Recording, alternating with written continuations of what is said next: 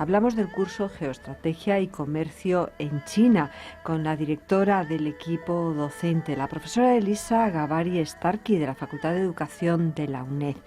Y la primera cuestión, Elisa, es ver cuál es el origen de este curso, porque además va ligado a una serie de investigaciones que viene desarrollando desde hace un tiempo. Sí, buenos días. Pues este curso nace de una necesidad sentida desde el Departamento de Historia de la Educación y Educación Comparada, en un momento en el que revisamos los materiales a disposición de los alumnos, y en ese momento, me tocó a mí realizar la parte de la investigación de cómo había evolucionado la disciplina en el marco internacional. Entonces, me resultó muy interesante ver cómo habíamos pasado de una Europa en la que aspiraba a imponer un modelo universal. Nosotros sabemos que los derechos humanos se había considerado como una cosa global. Esa idea de globalidad, en ese momento, digamos que era Europa la que predominaba en todo, en los aspectos culturales, económicos, sociales. Todos conocemos la importancia que tuvo Francia sobre Estados Unidos. De hecho, conocemos la Estatua de la Libertad como un regalo, como un modelo político que se exportaba al exterior. Pero las situaciones van cambiando. Ya en el Tratado de París, 1918, la hegemonía francesa, francófona, ya no es igual, porque ese tratado se firma por primera vez en inglés. Estamos ya cambiando a un modelo en el que Estados Unidos, el Reino Unido, ya empiezan a tener ya una preponderancia. Desde luego el inglés va a pasar el lenguaje universal, lo sabemos perfectamente porque la ciencia se maneja así hasta la actualidad, y eso ya no va a cambiar. Y después de la Segunda Guerra Mundial es cuando ya vemos perfectamente cómo esas aspiraciones de la Ilustración, esas ideas de lo que es la clase social, la justicia social, van a apostar por dos modelos, claramente. Y estos modelos van a aspirar, cada uno de ellos, a la universalidad. Por un lado está el modelo soviético y por un lado está el modelo americano. ¿Qué vamos a ver en estos dos modelos? Que en realidad son enemigos acérrimos. Es decir, estos temas comunes heredados de la Ilustración van a tener dos interpretaciones completamente distintas. ¿Por qué apuesta Estados Unidos? Estados Unidos apuesta por el modelo de competencias, que ahora mismo es del que no salimos en la educación, pero vamos a ver cada persona qué lugar debe ocupar en la sociedad en relación a sus méritos, funciones, competencias, que es lo que se llama el funcionalismo estructural. Pero por otro lado, el modelo soviético va a apostar también para intentar colocar a individuos dentro de su sociedad, pero desde la lucha de clases. Son modelos ideológicamente contradictorios y cada uno de ellos va a buscar aliados por todo el mundo. Por supuesto, la crisis de los 70 supone un cambio muy importante, porque la crisis económica supone también modificar la concepción de los estados que había, y eso llevó a una especie de decir, no, tenemos que ir superando este modelo. Y ahí es cuando van a aparecer nuevos países. Japón aparece como una nueva potencia. Rusia finalmente se va a desmoronar con la caída del muro de Berlín y va a aparecer ya China y todo lo que son los modelos emergentes. Ya no hablamos de bipolaridad, hablamos de multipolaridad.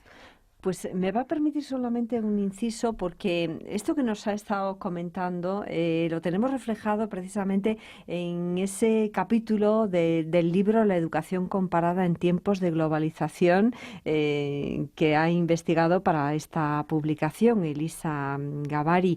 Y ahora llegamos a ese momento en el que estamos avanzando, en donde ha cambiado esa idea de bipolaridad, en donde hay nuevos protagonismos y también características diferentes, como nos estaba apuntando.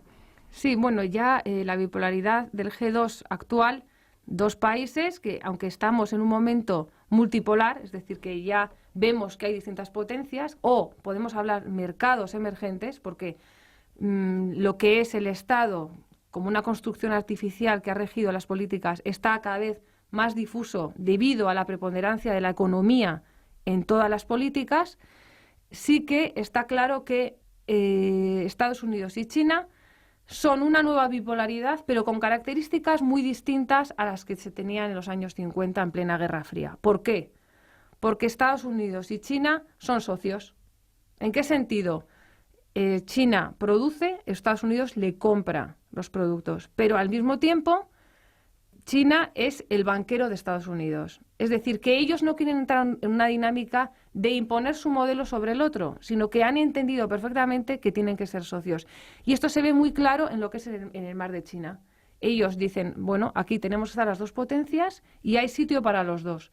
No quieren entrar en una guerra directa. No hay ese tipo de confrontación que sabemos que hubo en la Guerra Fría, que hubo esa crisis de los misiles, etcétera. Y además se ve muy bien en cuanto entramos en el tema de la cultura. ¿Por qué? Porque el flujo de estudiantes entre China y Estados Unidos es enorme. ¿Y esto qué supone? Esto supone para Estados Unidos una contrapartida. Si en el MIT de Massachusetts se está produciendo en tecnología X producto, los chinos lo van a producir en su propio MIT inmediatamente. Y lo vemos también muy bien en lo que es, digamos, la pata coja del modelo chino, que es el tema de por qué China puede convertirse en una potencia económica, pero no puede convertirse o tiene problemas en lo que es convertirse en un modelo cultural. ¿Por qué?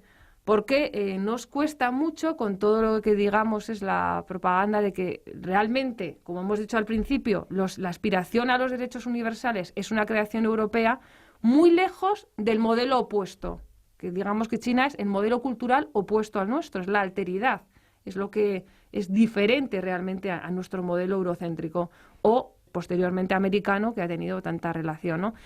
Cuando vemos que en septiembre, octubre del 2013, un magnate de la inmobiliaria china, el hombre más rico, está construyendo un Hollywood, contratando a Nicolas Cage, a Catherine Zeta-Jones, a Ewan McGregor, a todos los artistas americanos que ahora mismo están triunfando, son las grandes estrellas, y los está trayendo a China para producir películas que puedan tener una aspiración universal y no ya tan creando un cine chino con su propia idiosincrasia, nos damos cuenta cómo las relaciones entre Estados Unidos y China culturalmente son más importantes de lo que en un principio superficialmente puede parecer. Bueno, la verdad es que estábamos hablando de Estados Unidos y China, pero en el contexto intercultural en el que nos movemos y en esta sociedad global e intercomunicada, pues son cuestiones que afectan a todo el mundo, a todos los países. De ahí la relevancia de esta propuesta formativa, Geoestrategia y Comercio en China.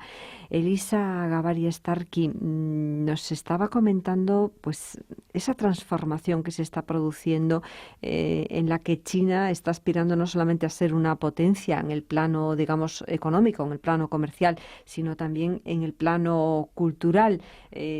Podríamos titular esta propuesta como China, como potencia en un mundo interpolar. Y me gustaría que concluyésemos un poco esta primera presentación e introducción al curso con esas nuevas características que presenta esta nueva bipolaridad. Bueno, pues muy bien, como hemos dicho ya antes, lo que supone es que estos dos países no son enemigos acérrimos. Sus sistemas políticos, económicos, no tienen la intención de extinguir al otro. Es decir, no quieren sobreponerse al otro, quieren cooperar.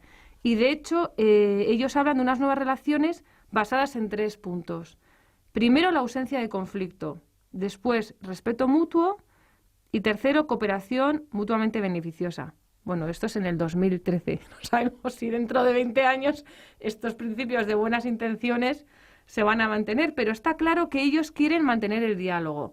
De hecho, lo que sí tienen como un principio fundamental es que se salvaguarde la soberanía nacional y la integridad territorial. Es decir, que nadie intente decidir sobre cómo tiene que organizarse el otro país. Eso está clarísimo. Y ¿Cómo nos afecta al resto del mundo? ¿Cómo nos afecta al resto del mundo? Es que China es un misterio. Ahora mismo no sabemos cómo va a ser esta evolución. Como estaba diciendo antes, China es un país de proporciones gigantes en donde los cambios en los últimos 30 años han sido radicales.